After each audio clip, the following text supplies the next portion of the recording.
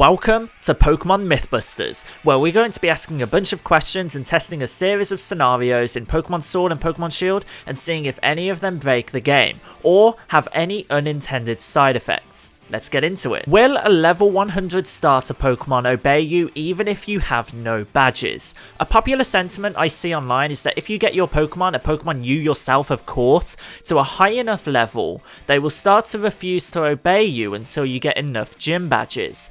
With the use of max raid battles in the wild area, it is possible to get your starter Pokemon to level 100 within the first hour or two of the game. So our experiment is going to see if it continues to obey us despite our lack of gym badges. For this experiment, we have done enough raid battles to earn enough XP candy to get our starter score bunny to level 100. To what I imagine will be to some people's surprise, our Pokemon still continues to obey us even at level 100, with no gym badges. A common misconception is that you need a certain gym badge to tame Pokemon up to a high enough level, and this has always been, and always probably will be, a myth.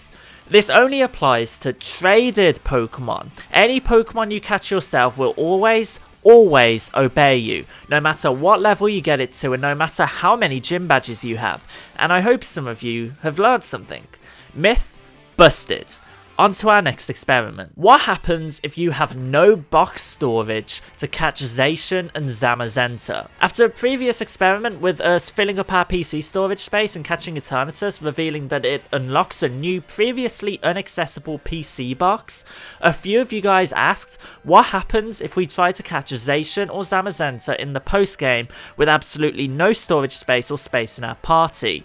For this, we have filled our PC storage space and party completely. All 32 boxes and 966 available spaces are filled to the brim with Vulpix. Against a normal world battle, for example, I ran into a Machoke in the world area. If we attempt to throw our Master Ball, it simply tells us that our PC box storage is full, and it prevents us from being able to use any Pokeballs. With this Zacian fight, if you knock it out, you are simply allowed to rebattle it as many times as you need to catch it. So my hypothesis, how this is going to play out, you'd begin the battle, attempt to throw a ball, and it will prevent you from doing so. And you'd have to defeat it and then rebattle it to be able to catch it. To my surprise, drum roll please, the game just prevents you from even starting the battle until you clear one space in your party or your PC storage. If you truly, actually have a bond with 966 Pokemon, you would have to release one of them to be able to catch the mascot legendary, which is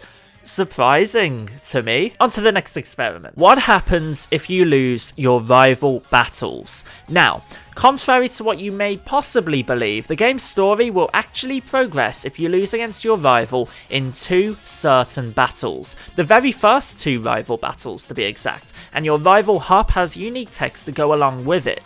It is actually more difficult to lose these fights than it is to win them, as you are given attacks that are super effective to his starter, but alas, losing both the first and the second battle, Hop will mention how he is undefeated, which is a really cool way to show the game is keeping track of your rival's win-loss ratio against you. However, if you lose the third battle and any subsequent battle, you are simply instructed to battle him again after wiping out and landing back at the last Pokemon Center you visited, and Hop has no more unique text, which is really sad and a real loss of potential. It would have been so cool if you were able to trade wins and losses and the game kept track of that and had unique text for each outcome. He would have felt like a real rival and not just another easy NPC battle. That's a shame. On to our next experiment. Our next few experiments will require the use of third-party software and firmware to be able to run.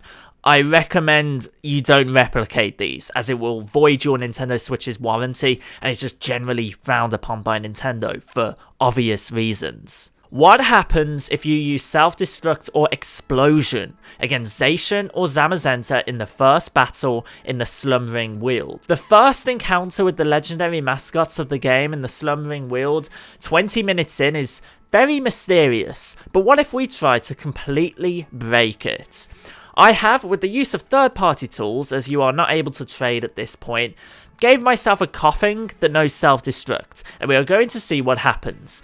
Why this intrigues me is in this scene, you're able to use your attacks, the animation plays, however, they just have no effects on the legendary. The interesting thing here is that the user faints upon using Self-Destruct. So, while I don't expect the attack will have any effect on Zacian, will my Coughing faint? If Coughing faints, what happens? Will the game soft lock? Is it prepared for that? Let's find out. We begin the battle and use Self-Destruct. The animation plays perfectly fine.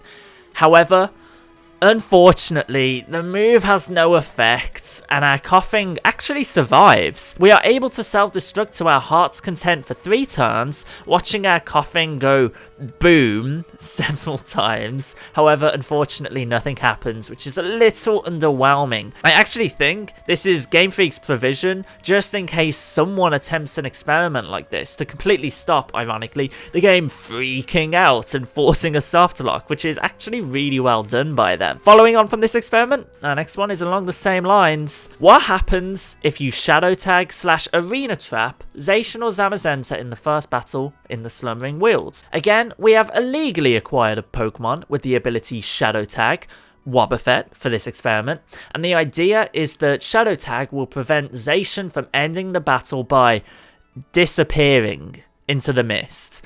After our last experiment, I don't actually expect anything to happen, unfortunately, but it's worth a look. We begin our battle, we try to Destiny Bond because I don't actually really know why, and after 3 turns, Zacian just disappears into the mist. What happens if you Shadow Tag Zacian in the first battle in the Slumbering Weald? Absolutely nothing. Quality content, PD Winnall. Well freaking done. So, you're all ready to sign up for the Galar Pokemon Gym Challenge, but oh no, you've forgotten your endorsement. Can you sign up for the Gym Challenge without your endorsement from Leon? Through the use of third-party tools, once again, we have removed our endorsement that we received from the champion and are now going to try to sign up at Motostoke Stadium. I'm genuinely just interested to see if the endorsement is just bag filler, like I suspect it is, or whether it's an actual flag within the game to allow us to continue the story. There is no possible way we don't have the endorsement at this point, so if it is an actual flag, the game would hypothetically soft lock and freak the hell out. We go to the receptionist and yeah, it's exactly what you expect. Even without the endorsement, we are allowed to sign up anyway. This receptionist should lose his job for gross negligence, and we get to keep a completely useless item in our key items for the rest of time. Fantastic. Can you Dynamax without a Dynamax Band? Similar to our previous experiment, we have removed our Dynamax Band from our key items, and we are going to attempt to battle the first gym leader and try to Dynamax. Again, my question is whether or not this key item actually serves any practical use, or whether it's just a nice visual prop that doesn't actually do anything other than give a nice fancy description in the bag menu. So we remove it, and it's still attached to our character's wrist, which is a good start, I suppose. We get into the battle, and the option to Dynamax is still there. We have been bamboozled. All of these key items are complete phonies. I feel betrayed.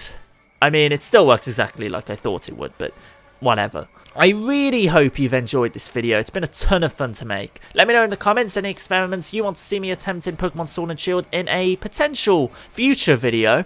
A like would be amazing if you enjoyed. Feel free to dislike if you didn't enjoy. And subscribe so you don't miss any more of my future Pokémon videos. Thank you for watching, guys. Really appreciate it.